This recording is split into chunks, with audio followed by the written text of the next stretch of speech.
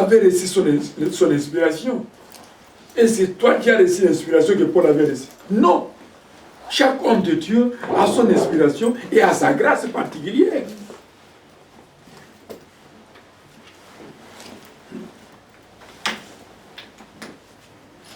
Et dans cette épître, seconde épître des Corinthiens,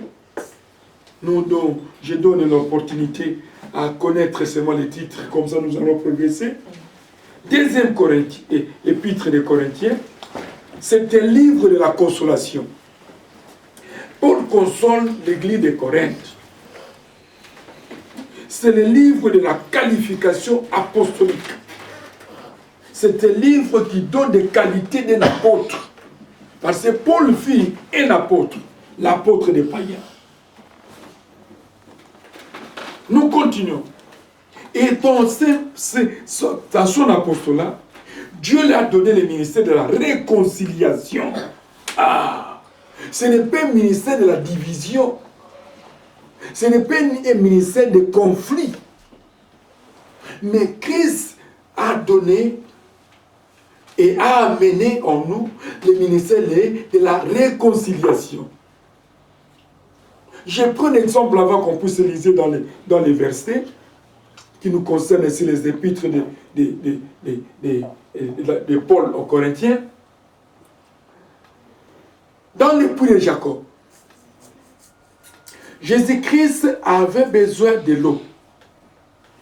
Il est parti dans ce puits pour boire de l'eau, prendre de l'eau. Et dans ce puits-là,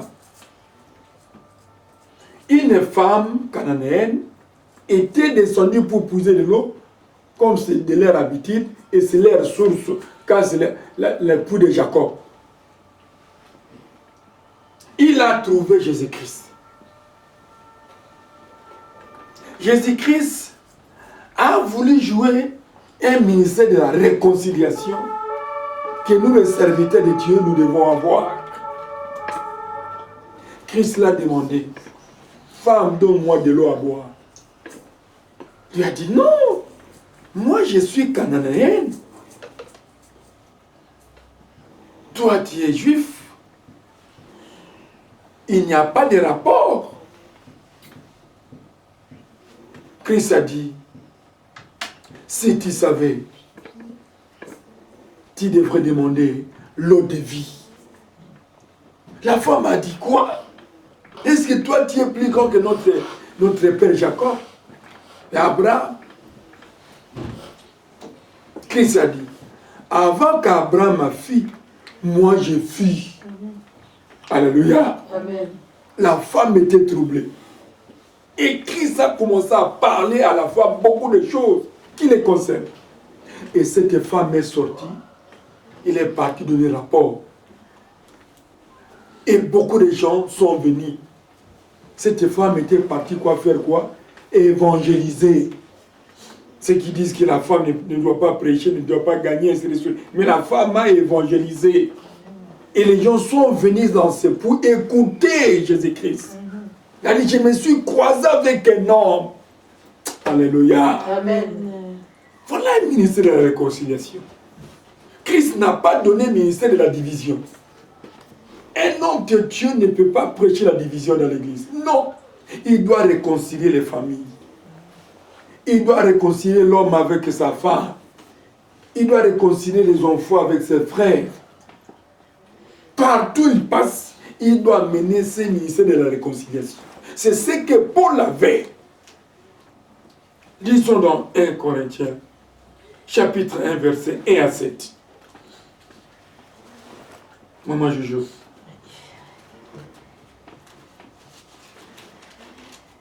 En 1 Corinthiens, le chapitre 1. Chapitre 1, verset 1 à 7.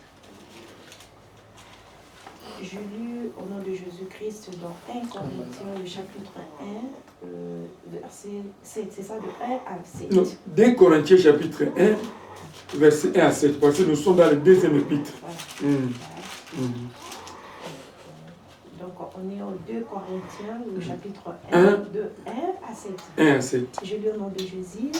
Paul, apôtre de Jésus-Christ par la volonté de Dieu, le frère Timothée à l'église de Dieu qui est en Corinthe, et à tous les saints qui sont dans toutes les cailles. Que la grâce et la paix vous soient données de la part de Dieu notre Père et du Seigneur Jésus-Christ. Béni soit Dieu, le Père de notre Seigneur Jésus-Christ, le Père de miséricorde, le Dieu de toute consolation, qui nous console de toutes nos afflictions, afin que par la consolation dont nous sommes l'objet de la part de Dieu, nous puissions consoler ceux qui se trouvent dans quelques afflictions. Car de même que la souffrance de Christ abonde à nous, de même notre consolation abonde par Christ. Si nous sommes affligés, c'est pour votre consolation et pour votre salut. Si nous sommes consolés, c'est pour votre consolation, qui se réalise par la patience à supporter le même souffrance que nous endurons. Et notre espérance à votre égard est ferme. Parce que nous savons que si vous avez part aux souffrances, vous avez part aussi à la consolation. Parole de l'Éternel. Amen. Amen. Amen.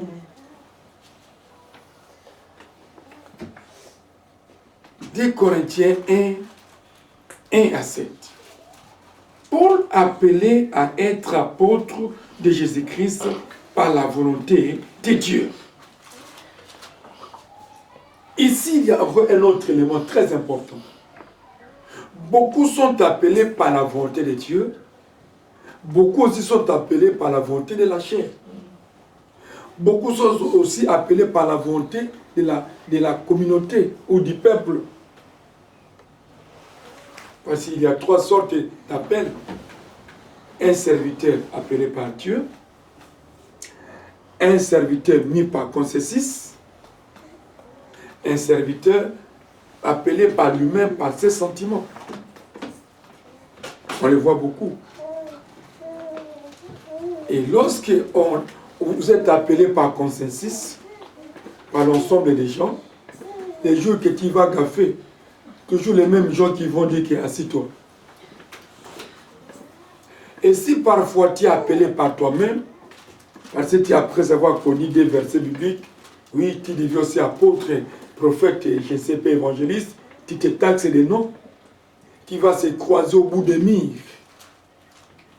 Mais lorsque tu es appelé par Dieu, tu es si de ce que tu fais. Amen. Alléluia. Amen. Tu es si de ce que tu fais, et Dieu te donne la connaissance approfondie à sa parole pour donner la nourriture solide auprès du peuple de Dieu. Paul était appelé par Dieu. Il s'est croisé avec le Seigneur dans les chemins de Damas. Ce n'est pas Ananias qui a appelé Paul, non.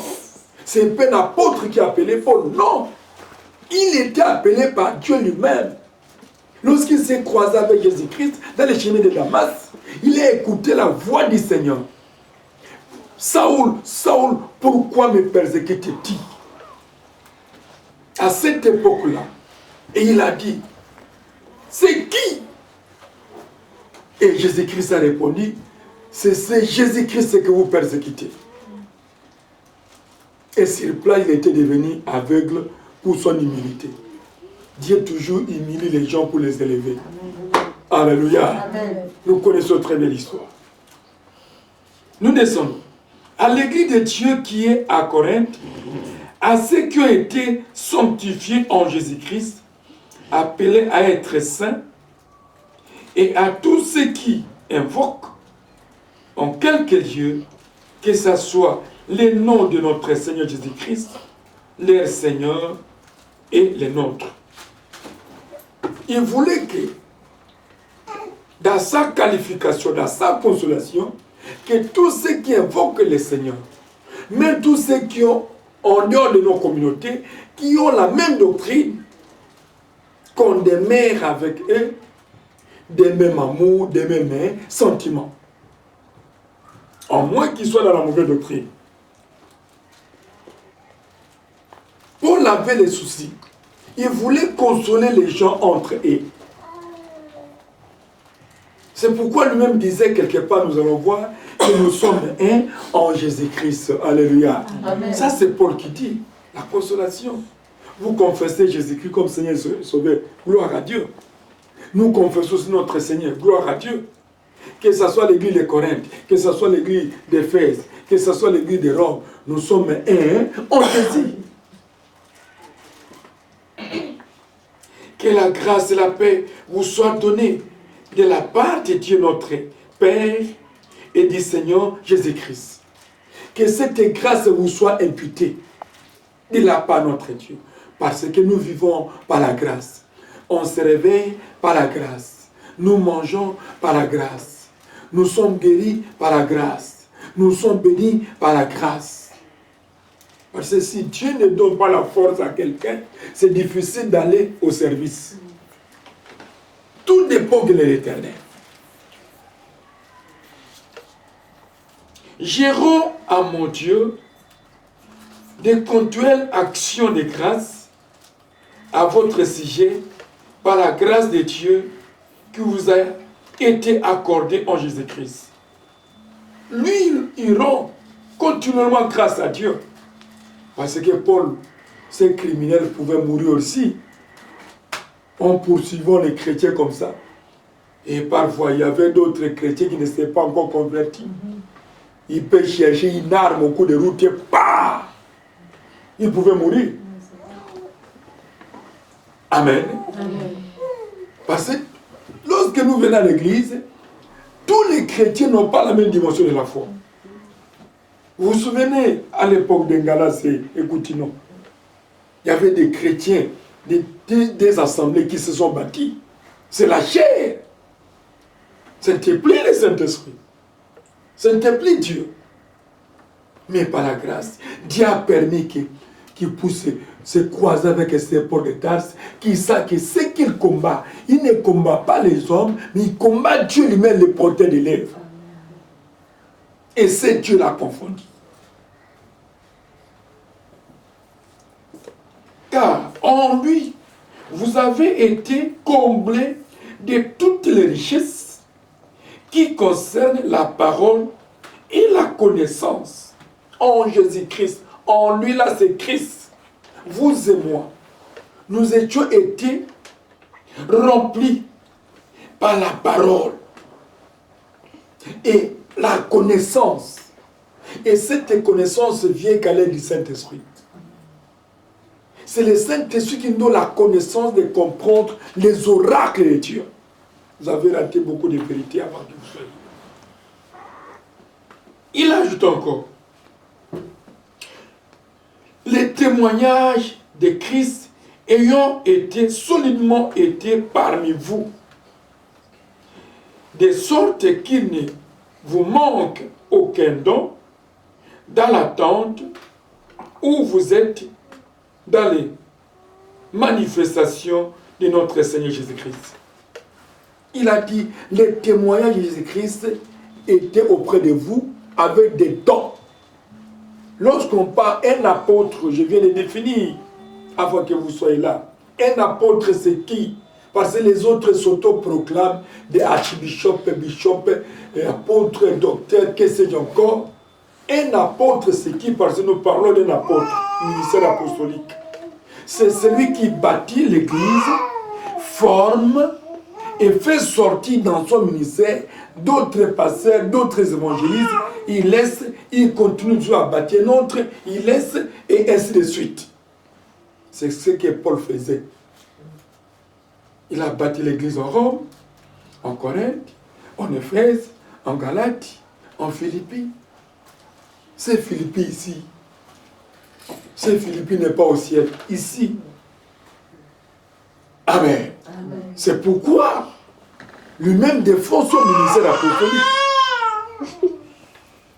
Je suis aussi un apôtre parce que j'ai bâti une église à Kassavou, j'ai formé, j'ai élevé, j'ai laissé. Je suis parti en mise à Pigeon, j'ai bâti, j'ai formé, j'ai laissé. Je suis parti à Bandundu, j'ai bâti, j'ai formé, j'ai laissé. Et maintenant nous sommes ici, en France, nous sommes en train de bâtir. Voilà les qualités d'un apôtre. Mais tu ne peux pas dire qu'apôtre, une église et que toi, tu es toujours là toi-même, aucun serviteur, il n'y a pas d'autres assemblées, tu as fait parfois 20 ans, 15 ans dans la même assemblée, mais tu es apôtre, tu n'es pas apôtre. Parce que Christ a dit, allez par tout le monde, faites les nations mes disciples.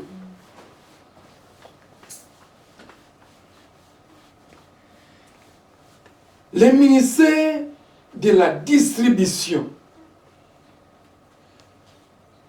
des Corinthiens 1, 8 à 9.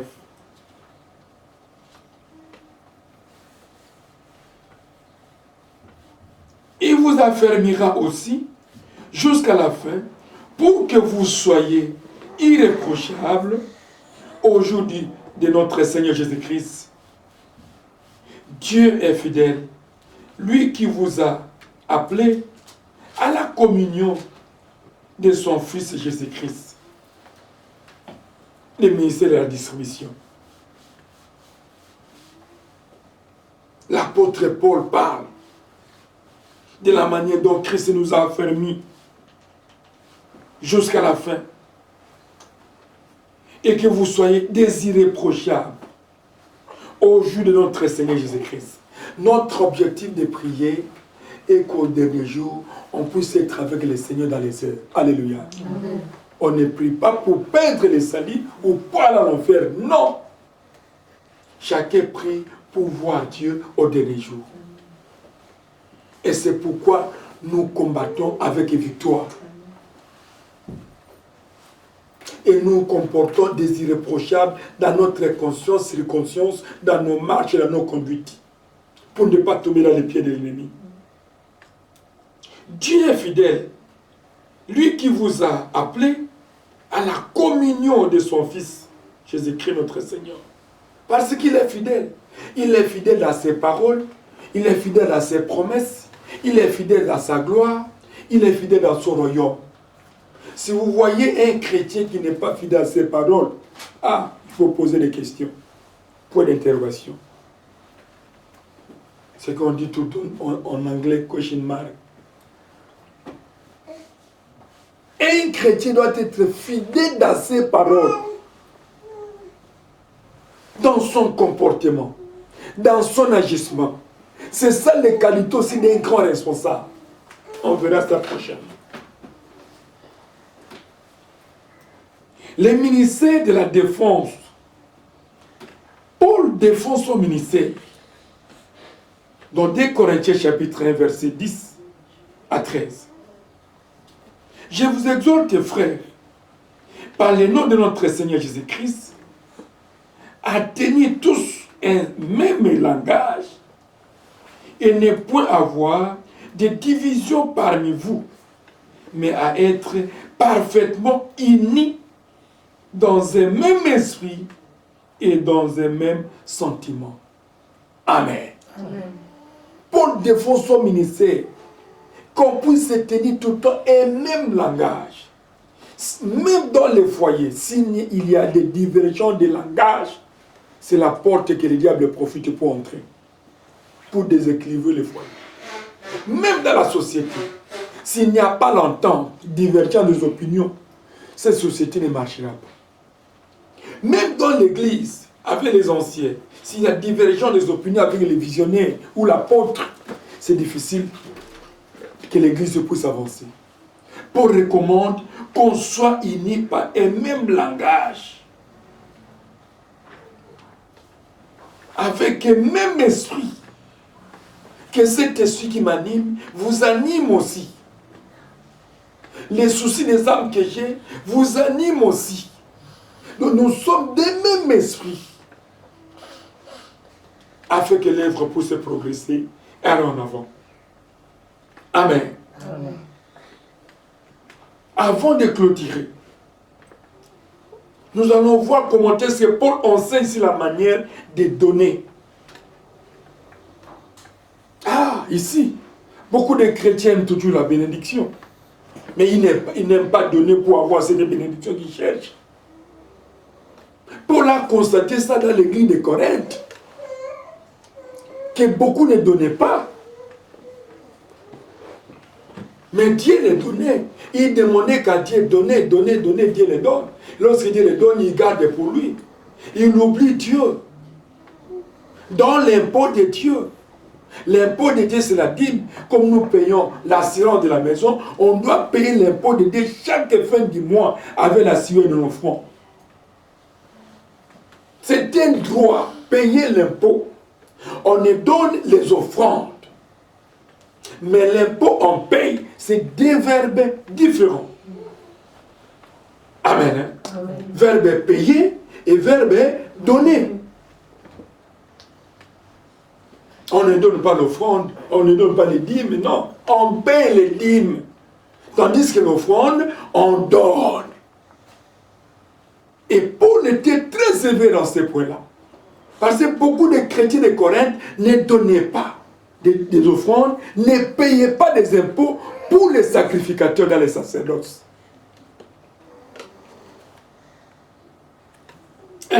Donner même dans la pauvreté.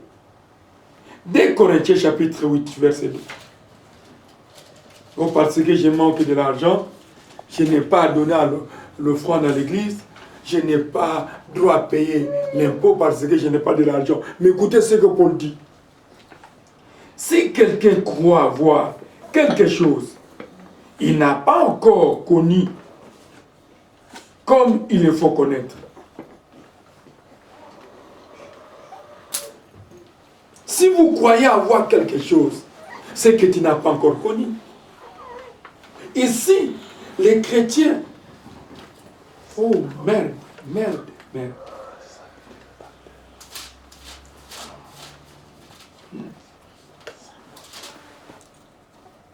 C'est 1 Corinthiens chapitre 8, verset 2, n'est-ce pas? C'est ici.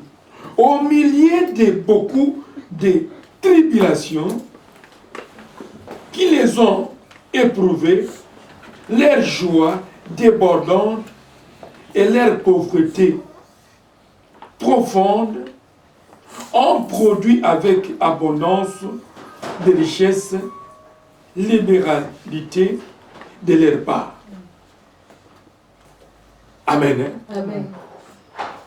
Malgré qu'ils étaient pauvres, ils n'avaient pas de moyens. Mais ils donnaient malgré ça. Mais en donnant, Dieu les a accordé encore la bénédiction des richesses financières et ils donnaient avec libéralité. Donc ils étaient libres, à l'aise pour donner. On ne peut pas te forcer, non. Il faut que votre conscience, que le Saint-Esprit te touche à donner. Que ça, c'est la parole de Dieu. Amen.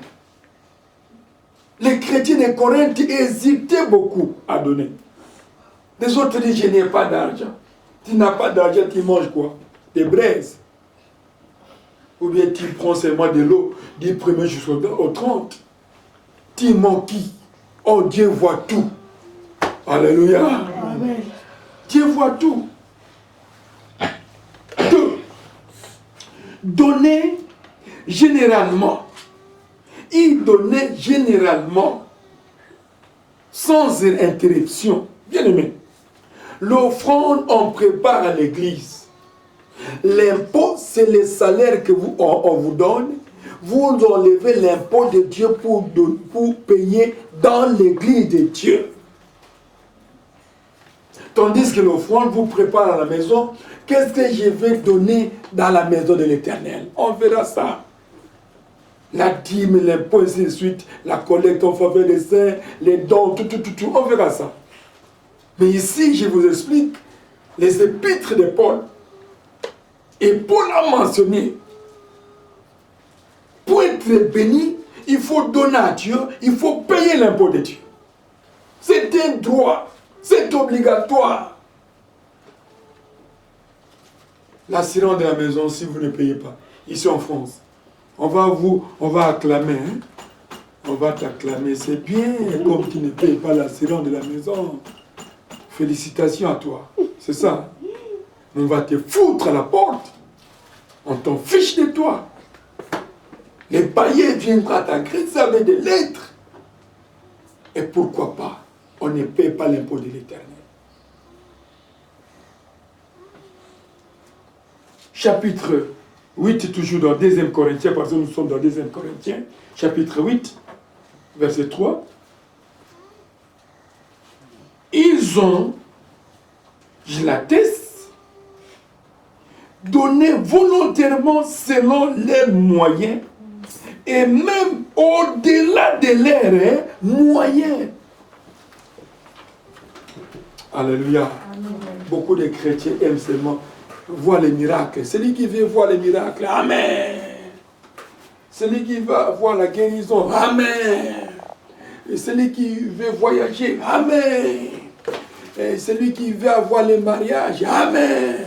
Mais si on commence à parler des données, il y a des chairs de poule qui commencent à jaillir dans les corps des chrétiens.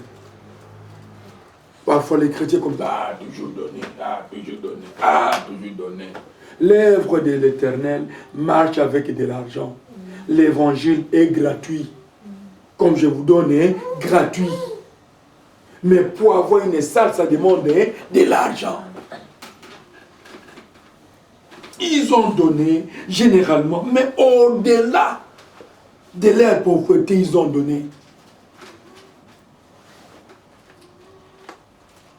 Troisième point, donner des bons cœurs. Des bons cœurs.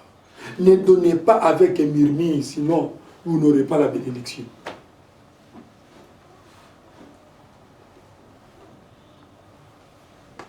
Toujours dans Corinthiens, la Bible dit, dans les mêmes versets qu'on vient de lire, selon leurs moyens, et même au-delà de leurs moyens, ils ont donné. Si nous descendons sur 4, nous demandons avec des grandes instances la grâce de prendre part à l'assistance destinée aux saints.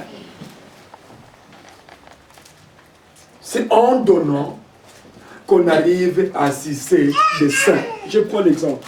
Lorsque dans votre église de l'RDC, à chaque fois, à la fin de l'offrande,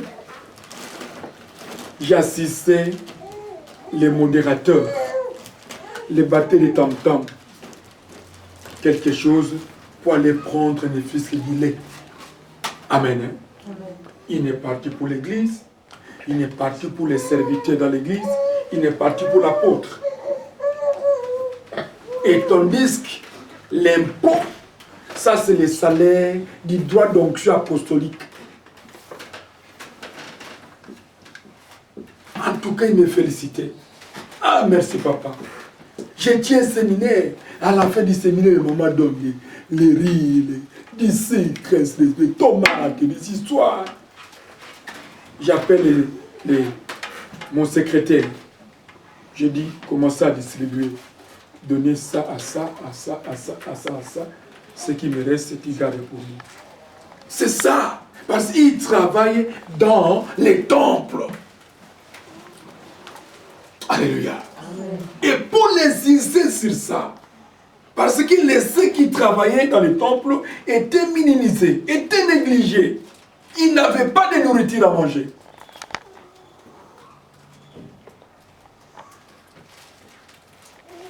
Quatre, donner selon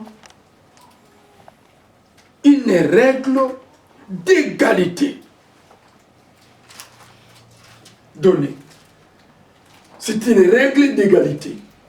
2 Corinthiens 8, 12 à 13. Nous lisons.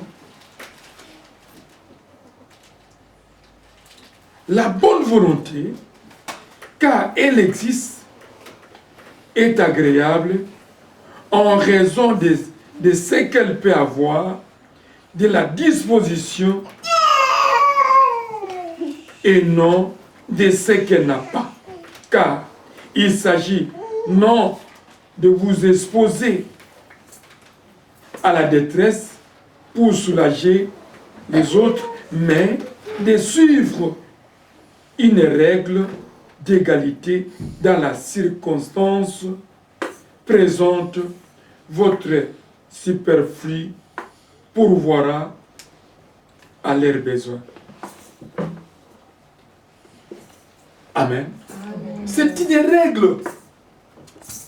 Dans chaque école, dans chaque société, dans chaque entreprise, il y a des règles qu'on a établies. Lorsqu'on calcule les salaires, on vous retranche ça. Vous voyez dans votre fiche de paye, il y a des histoires de l'argent qu'on a retranché. Ce sont les règles établies que tu ne peux pas même discuter. Tu vas recevoir seulement ce qui te reste à toi. Alléluia. Amen. Tu vas réclamer à qui? Et c'est votre société. Non. Et dans la société de Dieu, et tout est établi. Dans l'œuvre de l'Éternel, Dieu a établi toutes les choses. Alléluia. Amen. Qu'on ne peut pas discuter. Les versets des données, ce n'est pas moi qui ai écrit. On a trouvé tout ça dans le monde. Lorsqu'on avait écrit cette Bible, on n'était pas encore né. Alléluia. Amen. Nous suivons seulement les instructions que Dieu avait données depuis jusqu'à aujourd'hui, et nos arrière-enfants suivront. Ah, nos papas, lorsqu'ils allaient à l'église, ils payaient la dîme. Nos mamans, lorsqu'ils allaient à l'église, ils donnaient les offrandes. Les enfants commencent à se cultiver avec ça. Hier, on était dans une fête. Une chose effrayante. Déborah commence à chanter.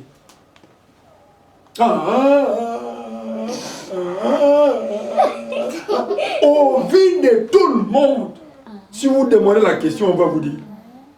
Moi-même, j'étais épaté, sa maman épatée, et tous les sœurs qui étaient dans la fête étaient curieuses de l'embrasser. Venez. Et regardait au ciel, et chantait, je l'ai tenu, et ne me regardait pas. Ça a édifié beaucoup de choses. Pourquoi? Parce qu'elle voit. Alléluia. Elle voit ce que papa fait. Elle voit ce que nous faisons ici. Je dis, Seigneur, merci. Parce que toi, tu as dit, même si vous ne voulez pas me glorifier, je vais susciter des pierres. Elle a marqué un témoignage hier, maman, au mariage. Pourquoi? Et suit les modèles. Si nous pratiquons de bonnes choses dans l'église de Dieu, nos enfants vont suivre et aussi seront bénis. Amen. Lorsque nous ne sommes pas modèles à nos enfants, ils vont prendre quel enseignement? Ils vont prendre quel comportement? De la rire. C'est fini. Paul martonnait là-dessus. Il savait que la porte de la bénédiction vient qu'en donnant. Il y a les autres pour donner à l'église, pour payer même la dîme. Ah! Il voit comme si il va bloquer son compte financier. Pour terminer 5, donner avec joie. 2 Corinthiens 9, 1 à 7. Donner avec joie. Sinon, on va s'arrêter. Il est superflu que je vous écrive touchant l'assistance destinée aux saints. Je connais en effet votre bonne volonté, dont je me glorifie pour vous auprès des Macédoniens. On est toujours au 8e chapitre. Chapitre 9. Chapitre 9, versets 1 à 7.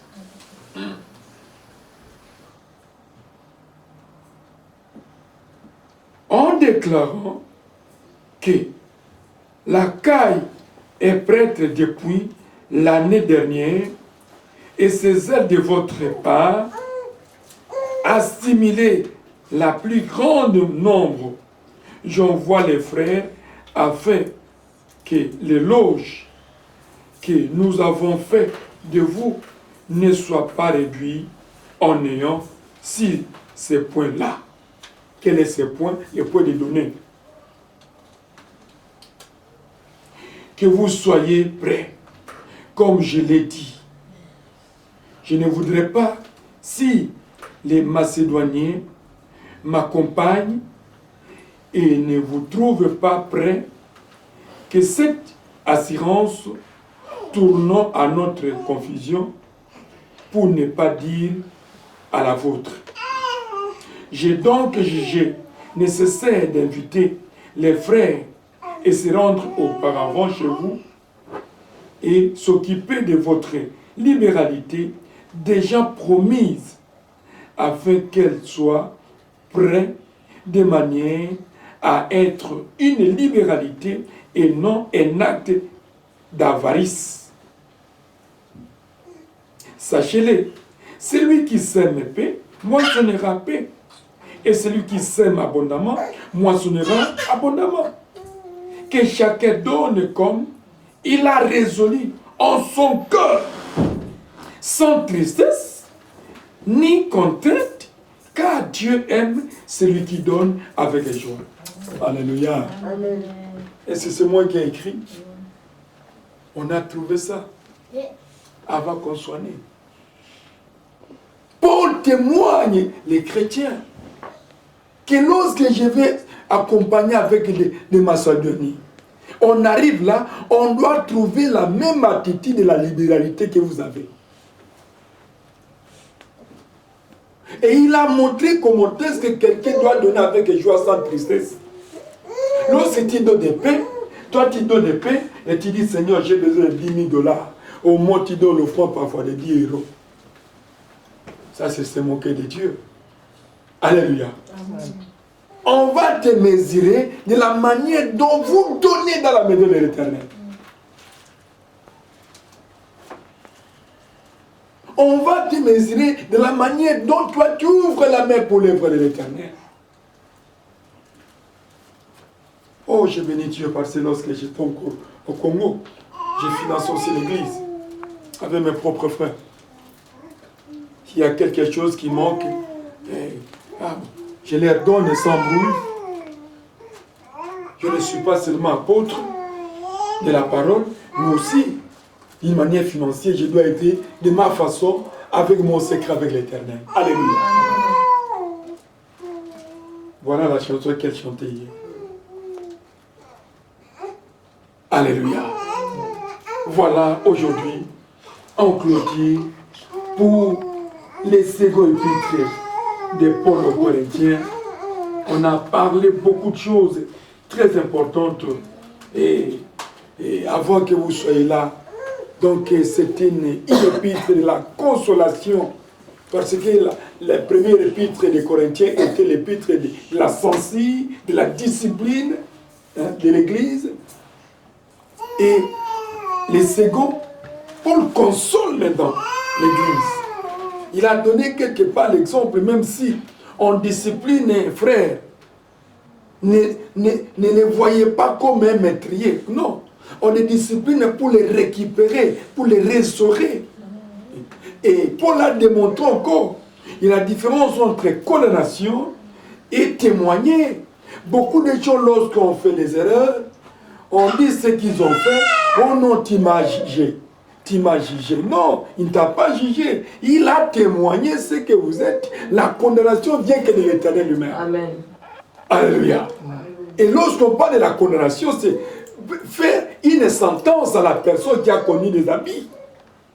Que cet homme, pour lui, c'est 5 ans de prison. Voilà la condamnation.